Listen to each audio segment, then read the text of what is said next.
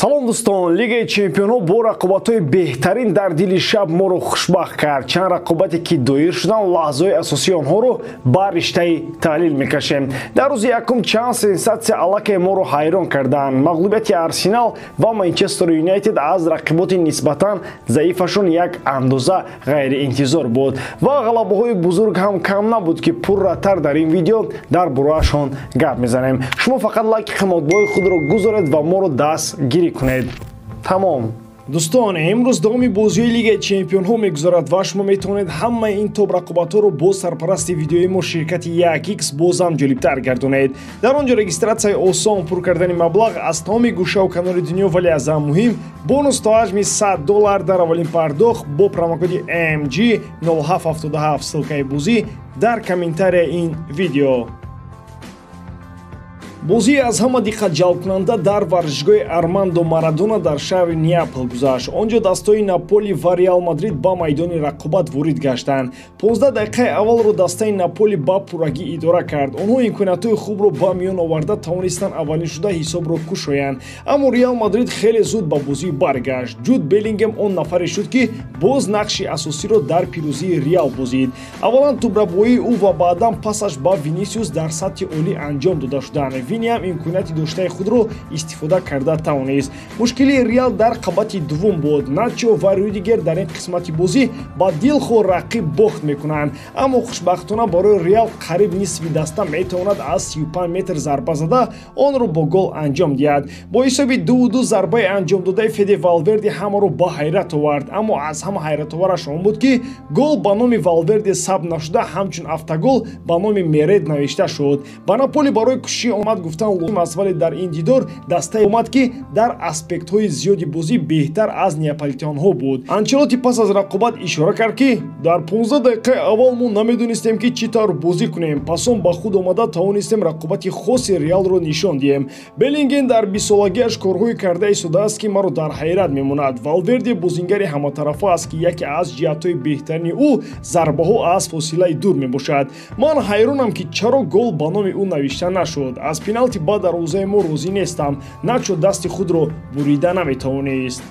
бозии дигар дар шаҳри Манчестер бо иштироки Галатасарай ва Манчестер Юнайтед гузашт. Ин рақобат бояд мухлисони дастаи МЮ-ро хурсанд мекард. онҳо пазмони ғалабаҳо ҳастанд ва аммо туркҳо ба тамоми Манчестер нишон доданд ки ҷои ҳақиқии МЮ дар куҷост. дар чоргонаи беҳтарин бояд аз ин ҳам розӣ ва қаноатманд бошад.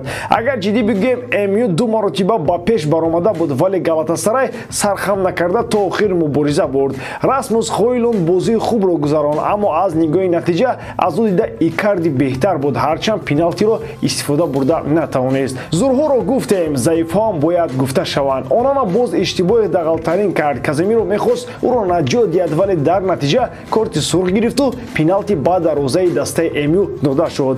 Техаги муҳтарам, то ҳолам Роналдо айбдор аст. Интер оҳистаак як гол зада бо ҳамин як голи худ то охир дар рақобат бо Бенфика тоқат карда 3 холи навбатӣ гирифт. Бавария дар Дания аввалан ба бохт дучор буд, вале дар қисми дуввум камбек карда бо ҳисоби 2-1 дастбола шуд. Бозингари ҷавони ин тим Тел боз голи ғалабаовар зад. ӯ ҷокери асосии Мюнхенҳо мебошад ки аллакай голи чоруми худро пас аз дақиқаи 82 мезанад. Доминатсияро шаб надидем. Арсенал аз дастаи 15-уми Фаронса Ланс шикаст хӯрд. Ин ҳам ба хайр, танҳо даври дуюм аст.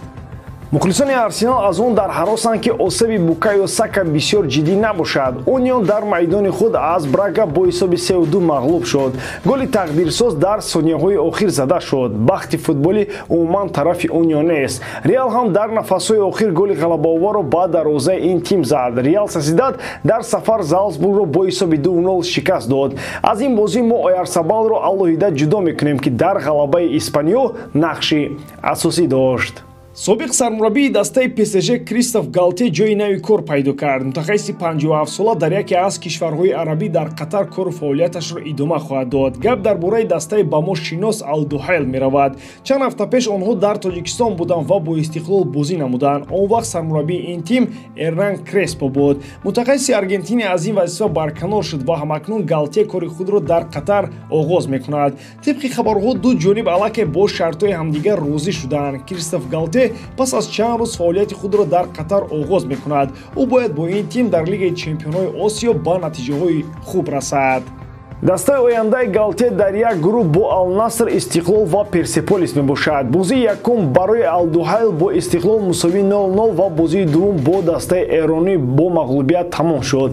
Персеполис бо ҳисоби 1-0 Ал-Дуҳайлро шикаст дод. Кристоф Галте то бозии сеюм бар зидди Роналдо ва ҳамдастагони дигари ӯ бояд дастаи Ал-Дуҳайлро омода карда дар ҳолати беҳтарин ба майдон орад. Бо Мессию Неймару Мбаппе кораш омад накард. Бо Филиппи Каутино метавонад натиҷа дар Осиё беҳтар бошанд. Суду судбозӣ дар Испания дар доираҳои футбол идома дорад ва он аллакай ба кори муқаррарӣ табдил ёфтааст. Гап сари чӣ меравад? Қаблан собиқ комиссарияти испанӣ бо номи Вильярехо ишора кард ки Реал Мадрид на ҳамеша тоза ғалабаҳояшро ба даст меорад. Дастаи мазкур ба қавли ин шахс ба доварон маблағи калон медодааст то онҳо бозиҳоро ба нафи Реал ҳакамӣ кунанд. Перес ин гуноҳҳоро туҳмат шумурда мехоҳад Вильярехоро барои ин суханҳояш ҷазо диҳад. Реал Мадрид изҳороти расмӣ додааст ки он чунин аст. Флорентино Перес қарор баровард ки Реал Мадрид дарҳол тафтишотро нисбати суханҳои комиссияри испанӣ Вильярехо оғоз намояд. Ӯ гуфта буд ки Реал барои ғалаба кардан дар бозиҳо доваронро харид мекардааст. Ин суханҳо дар стансияи радиои каталонии РАК-1 садо доданд. Ин хабарро Фабрицио Романо тасдиқ кард.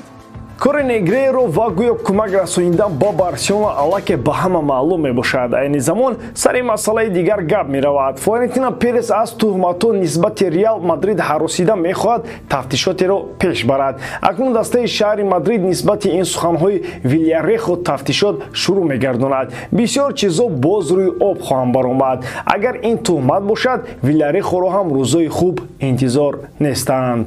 Ба ҳамин тамом боридарам ки эҷодкории ман ба шумо писанд меояд. Лайк, комментария ва дар канал обуна шуданро аз ёд набароред. Бо шумо мисли ҳар вақта Муҳаммад Гаиров. Хай бародарон, дар паноҳи Аллоҳ.